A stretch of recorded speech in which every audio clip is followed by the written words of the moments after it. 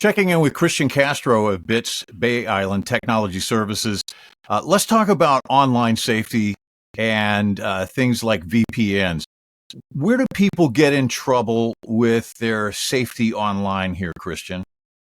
Well, when it comes to safety, people have reached out to me and asked me, how can I keep my data safe? How can I keep my internet service provider from knowing what's going on my connection on my house or my phones or something? Because the internet service providers are not able to see exactly what you're seeing on your computers or your devices, but they are able to see the connections that are going out to specific sites. Like they can tell how much you have visited Facebook, how much you have visited Amazon, Google, or something else around, specifically from your connection with the house. So I normally recommend my clients to use a VPN whenever they're going to use sensitive data, like if you're going to do bank transfers from your home, because many clients work from home.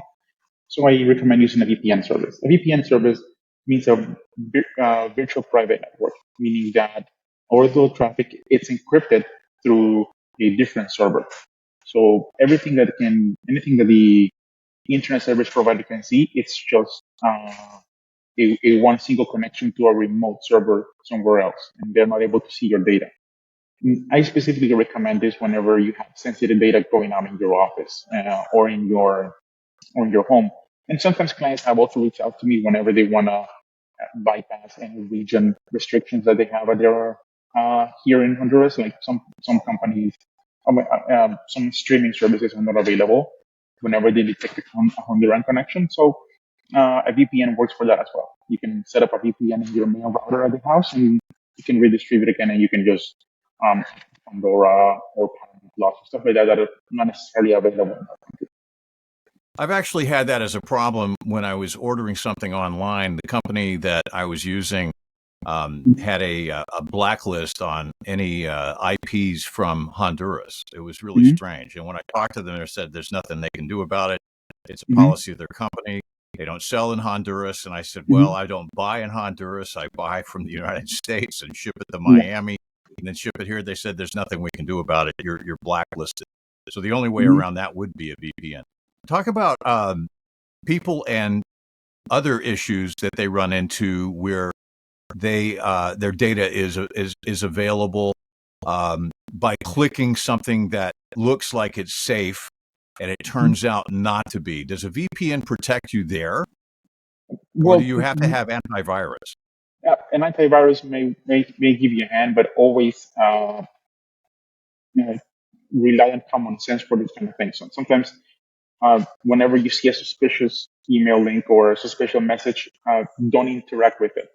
Interact means you may open it, but whatever link they may have there or whatever file they have attached there may be a problem. Um, I had a client a few years ago. It's a company here on the island, and one of their accounting members got a message in saying payment attached, and they had a signature on the email, a phone number. They had a corporate email, valid everything.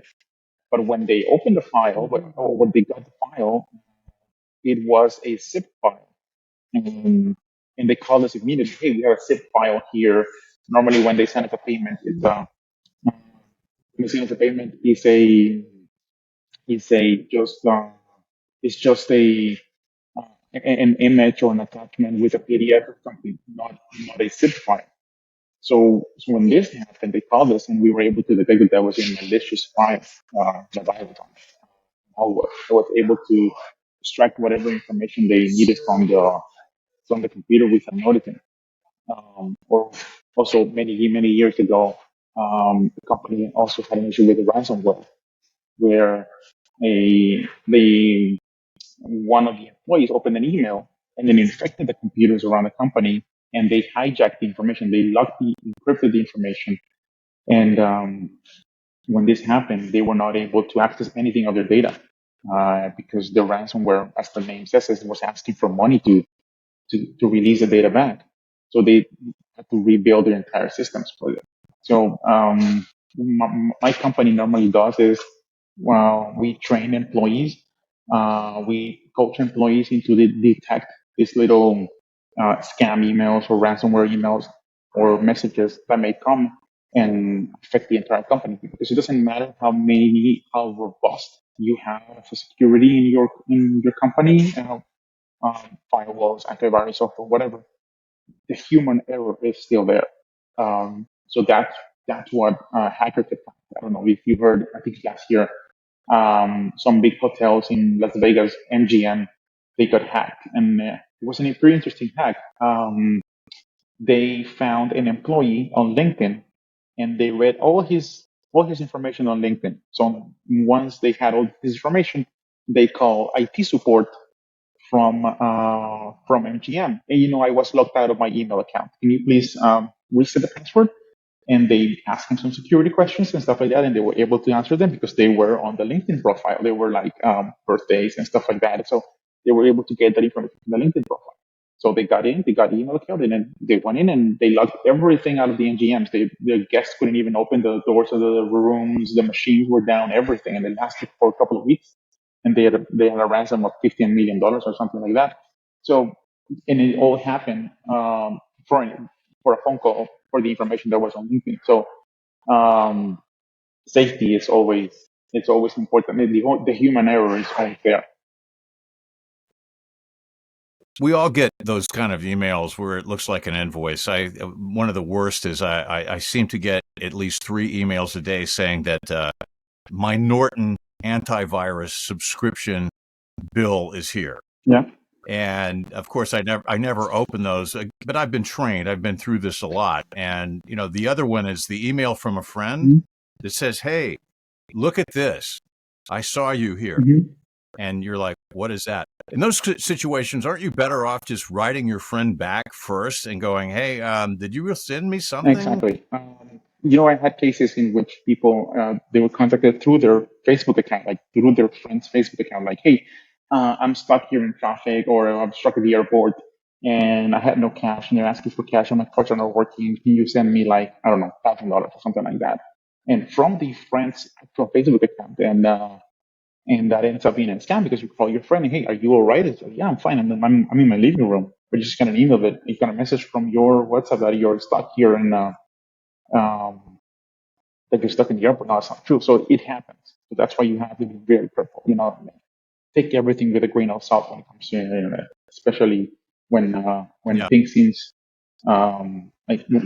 especially when it's about money. So look for the attachments. Look for the messages or the tone in which they're talking to you. All those things are used uh, to make you feel that you're in an emergency, and to